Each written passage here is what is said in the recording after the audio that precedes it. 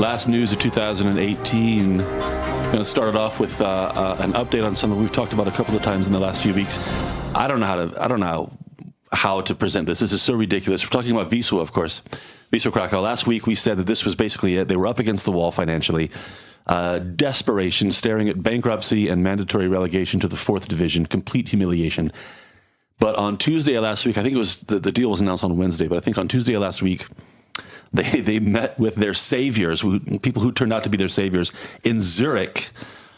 People are joking online that they had to meet in Zurich because there were probably some international arrest warrants for these people. And go to a neutral third. Anyway, couldn't come to Poland. A consortium, try to follow this. It's a Cambodian company that is backed, at least partially, by a British company that is actually run by a Swedish guy.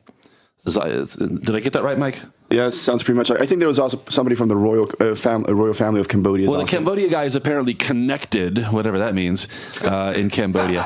He's the main man in Cambodia. So here's the thing. So it's basically Cambodian / Swedish kind of sort of, but not really British he's takeover. A wise guy. Yeah, he's a. Oh, okay. Anyway, Cambodian / British, Swedish, whatever you want to call it, takeover of Wisła Kraków. They've assumed the debt. They're going to, they say, inject 130 million zlotys into the club. They have plans for developing like a hotel complex next door. Big plans, impressive sounding plans. The mayor of Krakow, Jacek Bajrowski, met with the owners yesterday because, the city is kind of involved in this. The city is de facto the Wisła's landlord. The city is a creditor to the club. So, the city's engaged in this somehow. So, the mayor met with him, kind of gave him his official blessing and, good luck, guys. Okay, let's dive into this. First of all, hey, say what you want, but the fact that it's a Cambodian takeover, there is a comedy element there, guys. Who wants to address this? When was the last time you heard Cambodian takeover of anything? This is the ancient elephant in the room, isn't it? Yeah, Good. All I could come up with was a Dead Kennedys reference, but yeah. Yeah. Cambodia. what the hell's going on there? What the hell's going on? And another joke I saw, or another good line I saw in one of the comments I read online in one of the stories was that somebody said even Google doesn't know who these people are. Apparently, you Google these people, and there's basically nothing. There's no paper trail.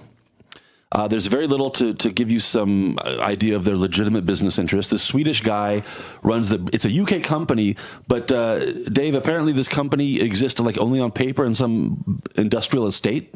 Yeah, in Stourbridge in the West Midlands in the Black Country. It's a bit strange, when you Google Map it, it's a large accountancy firm which is not called Noble Partners, so you're kind of assuming that they might have a little office within that office. Yeah, just this morning, one of the in the Polish press. It's not a great centre of global finance, Stourbridge. Not at all. In the Polish press, they said that one of their UK correspondents went to the address listed for this company and found a cigar shop. And they asked the owner, they said, do you know anything about this, whatever it's called, what's the company called again? Noble Capital Partners. Do you know anything about this Noble Capital? He said, yeah, the guy comes in once in a while, does some business in the back room and leaves. And collects his mail.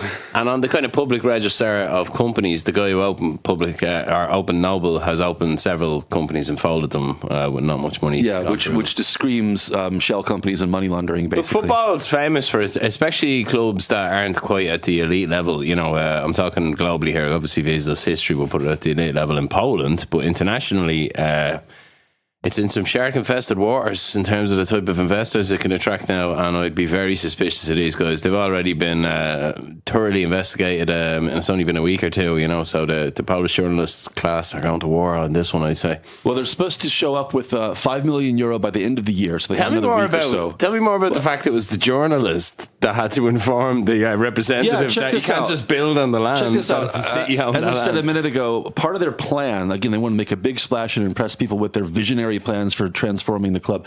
And part of that plan consisted of right next to the stadium, there's an empty patch of land. And they said, we're going to build a hotel here and a practice facility and a youth sport club, that kind of thing. Make great a location. Proper complex, really. And the journalist said, so are you going to buy that land or what? And the new owner said, well, it's included as part of our deal. We own that land now. And the journalist said, well, actually, no, you don't. Because Wisła, legally there are two companies there. There's Wisła Towarzyskie Sportowe and another one, the name of which I've forgotten. Just for legal purposes, it's divided into two companies. And the new owners bought one company, not the other, and it's the other company that owns the land next to the stadium. And when they learned about this, the new owner said, really? That's interesting. Let them talk to our lawyers. And they confirmed later that, in fact, they don't own it. So this is the kind of due diligence that was involved here. I love that a Cambodian Shark Tank rocks up to Krakow and it gets robbed. I mean, this is the kind of deal. It looks like the kind of deal that you would only agree to if your football club was going to be declared bankrupt and relegated to the 4th league in the next 24 hours, unless you say, yes, it's a deal. I mean, it just looks like, gun to your head kind of deal. I told you can't kill football clubs. They're like cockroaches, man. They could have 7 of these owners, short of blowing up the stadium. I'm telling you, Wisła are going to eventually emerge from this. So they've got a week or so to come up with the money to give the players their back wages, their owed wages since July or August. And they've got to come up with a certain kind of deposit. We'll see. But by the first week of January, by the time we come back with our next KrakCast news, some more things should be clear. In fact, half the things we've said in the last 5 minutes might be invalid in the next few days, depending on what we find. Every day is something new. It's just weird. Josh, what do you think about the whole deal? I mean, the scope for hilarity is almost unlimited. It's nothing will surprise me, really. Yeah, I think. And this is my idea. I should copyright it right here as we're talking. I think Polish television should start a version. The Office, the famous UK, the BBC, The Office, right? An Office-style mockumentary, but based in the world of football clubs. And this could be the first episode when the club gets taken over by Cambodians. Sorry, I think that's just that's actually a pretty good idea, isn't it? Thank you. That's a great idea. It is ripe for satire. You could call it The Club, right? The Club. In the episode 1, you get taken over by somebody with dodgy connections to the Cambodian royal family. There is kind of definitely scope. I'm going to have to work on this a bit, but the idea that this Cambodian company has like a pot of money devoted to this Polish football club, which gets kind of conveniently shortened to this acronym of the Pol Pot. Oh, yeah, there you go. I knew you were winding up a shit joke there. I could see it in your face. You had shit joke excitement written all over it. Well, goodbye, listeners. We'll see what happens. Like I said, every day we're learning more. Don't go to any football matches wearing glasses. We're learning more details, and every day it gets more and more hilarious. But anyway, we'll see what happens. We'll talk about that more in January, I'm sure. On to more serious things, Dave. This week, some big news from Brussels. Message to the Warsaw government about what they can and can't do with their judges. Well, yeah, again, it seems that they've decided to take something to the brink and roll it back a piece. I'm happy about this development. When we covered the Constitutional Court, myself and Mike, this is what we said was way too much. Bit heavy-handed, Mike, wouldn't you say? Yeah, I agree completely. The government at first said that they would agree to the decision that the European courts made about this, that they have to, stop when it comes to these judges who have been forcefully retired. And the government said, okay, yeah, we'll do it. And the European court said, okay, well, we're waiting for you to do it. And finally, the president just the other day signed the legislation that rolls this back. And we'll see what happens when it comes to Article 7 in the EU. Will they, stop pressing Poland? Will this be some kind of compromise? On a scale of 10, how much of a humiliation is this for the Polish government? Well, it was a stupid way of doing things in the first place. So they've been hoisted by their own petard, really. It follows a pattern for me of clumsy legislative behaviour that is then necessarily walked back later on. How about my scale of 10 though? What's the grade? I'd give it a B-, and this is one on a scale of 10. No, let me explain.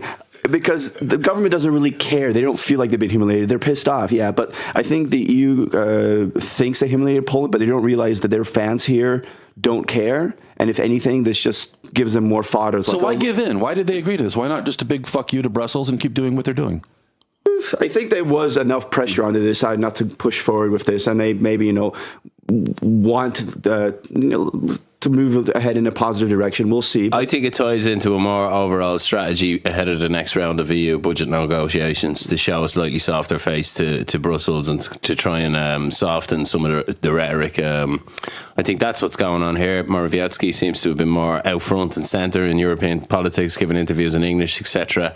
But he made a very, just to pivot slightly, he made a very interesting end run around Theresa May by saying something that I've been waiting for this Polish government to say, which is to make a big play to get back the Polish nationals who are living in the UK. It kind of wrong-footed a lot of the UK media that Poland would want to get all its citizens back now that has a booming economy after 14 years of expansion. So I think that's going to be an interesting negotiation point in the next round as well. Actually, can I dive in on that one? Because I read this article and it seemed to be saying, but I didn't see the press broadcast or whatever. Did Theresa May, speak briefly in Polish to Polish residents? Yes, she did. UK? She basically says, "We want you to stay" in Why Polish. do they do that? That is so embarrassing. And it doesn't score them any points. It just makes them look stupid. I have to say, Obama ruined his smooth man image in 5 seconds, trying to speak Irish in Ireland. I've never heard anything like it. It was the worst attempt ever. I remember when Hillary Clinton was here, she came on Polish television and she said, Dzień dobry. I want to say hello to the Polish people. It's just ridiculous. Just skip it. I mean, it's just embarrassing. Hey, now that this issue is off the table, the issue of judges in the judiciary, now that this conflict is kind of resolved, so to speak, for now, is there anything left on the list of kind of tensions between Warsaw and Brussels? Any other subjects where they've yet to kind of do battle, or they kind of cleared the account here? No, they've still got a lot of issues. But I mean, actually, the court situation hasn't finished. This is just one of the high courts. The Supreme Court issue is still going on. The local courts and the KRS, and that's still just going on. It's still one big cluster F. Did you say cluster F? Yeah, I think I just self-centered myself there. Say, Mike, go on, let it go. Clusterfuck. Nice. They don't really like each other, Brussels and Warsaw. And, well, you guys are right about the budget, but also I believe the fact that we have the elections for members of parliament, European members of parliament coming up in the springtime, this maybe pisses play towards that as well. Not exactly sure what they want to do with that, but it might be a factor. Moving on to another serious news, and I mean really serious. We've got nothing funny or sarcastic to say about this, but we have to give it a mention this week. Really tragic news. 22, if I'm not mistaken, 22 Polish miners killed in an accident in the Czech Republic. Guys, we've been talking about coal and energy quite a bit over the last few weeks. Is this just something that's kind of part of the mining industry? We don't know a lot of details, so we can't talk about if it was avoidable or anything like that. But what can we say about this tragedy for now? I mean, there's a lot of speculation about what actually happened, and we don't know anything about coal. I don't know anything about actually the physical process of mining coal in that sense, so I can't really say too much. This was an explosion, not some kind of collapse. It was a methane fire, and it's still burning. That's why they actually had trouble continuing the search and rescue. They had to call it off at a certain moment because the temperature was over 1,000 degrees in some areas. You just can't do anything at that. One thing I couldn't find a good answer to. Maybe you know something about this, Mike. I'm a little bit confused about why the mines in the Czech Republic, but 22 of the miners were Polish. It was actually 13. It was 11 Polish and 2 Czech. Oh, sorry, 11. Okay. Oh, it's 22 missing, I think. Wasn't it? Yeah. 22 missing. Kind of maybe presumed that at this point we don't know. Okay, well, but why are the miners Polish? Do we know anything about that? Well, it has mainly to do with the fact that a lot of the state-owned mines in Poland during the 90s were doing very poorly, so they had to let off a lot of miners. They got severance pay, early retirement, and these were people still, with a lot of experience, still relatively young, 20s, 30s, 40s years old. And these mines being opened up in the Czech Republic, these privately owned mines were financially a lot more stable, and they needed workers. And right across the border, literally half an hour away, they had a whole pool of workers, that wanted to work. So a lot of them started experienced exactly, miners, yeah. Perfect, and that filled those labor shortages in the Czech Republic very quickly. And they just, started there 10, 20 years ago, and a lot of them have been working most of their career down there. 800 meters below ground. Can you imagine? I mean, it's an interesting one because, traditionally methane has always been the miner's enemy. I mean, that's the reason that the Davy safety lamp was invented, why miners used to take canaries down into the mine. Canary in the coal mine, right? Yeah. I mean, methane is kind of like almost a natural byproduct of, the fossil kind of sedimentary process of making coal. So it's interesting to think that in this day and age, something like that could build up and that something could cause an explosion because, these types of things have been, strongly mitigated, not for just decades, but centuries. Yeah. I don't want to kind of imply any kind of negligence or, criminal misbehavior here at all. But, with the technology that we have and the experience that they have as miners, it is kind of surprising that they can't kind of deal with, as you say, what has been an issue for miners for as long as there's been mining. You don't have exposed metal. You have rubber boots, so that you're not striking sparks. Anything that kind of. There was a national day of mourning this week as well, declared by the government. Sorry, Mike, what? I believe it's actually tomorrow. It's going to be the official day, Sunday. Tomorrow's the day itself. Okay, well, and I'm sure we'll learn more about this in the coming days. But again, really, really horrible news.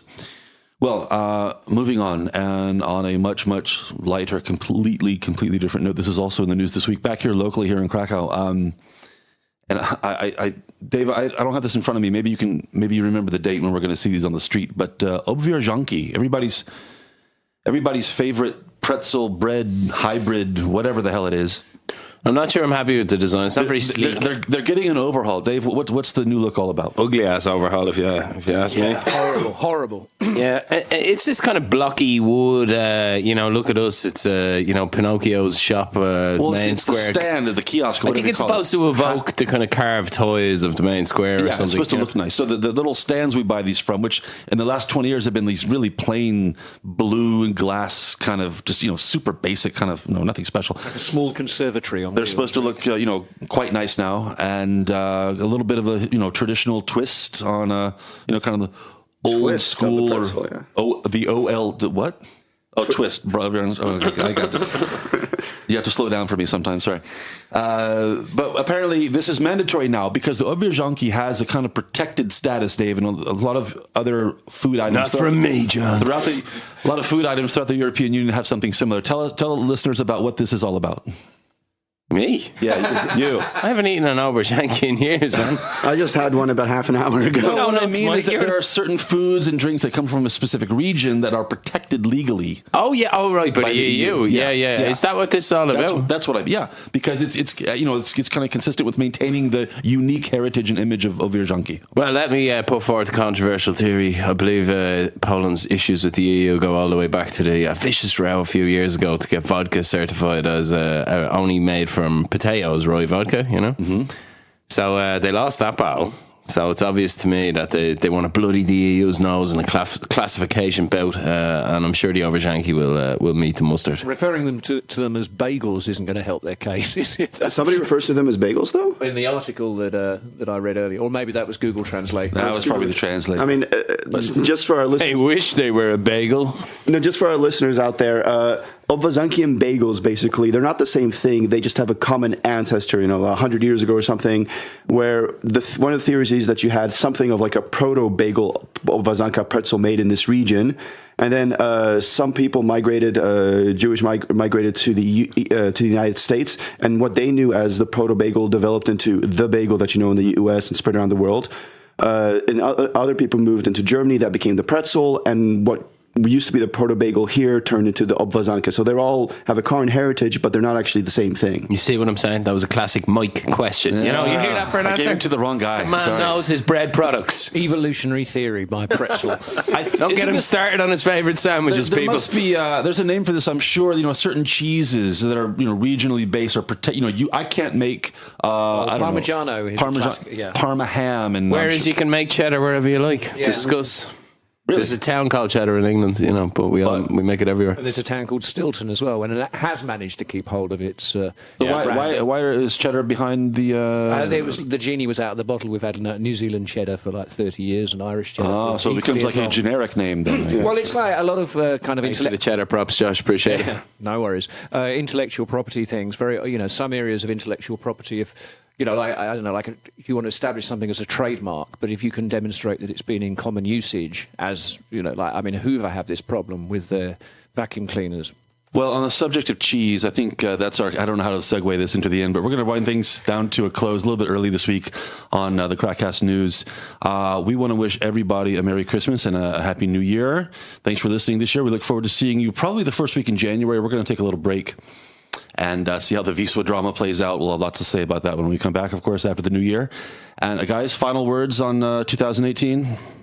I hope there are a lot of fireworks on the square and, broken bottles, fingers torn off. I want it to be entertained. Aren't you a doctor? What happened to do no harm? Taking an oath. I'm not the one doing the harm. You're just the one laughing.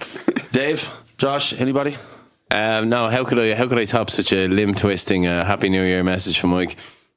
I'll on a personal note, I'm hoping for a Grammy nomination next year for my forthcoming double vinyl. Oh, we're going to have a big listening party for that too. We're going to have several episodes dedicated to Josh's album. We'll talk about that in January.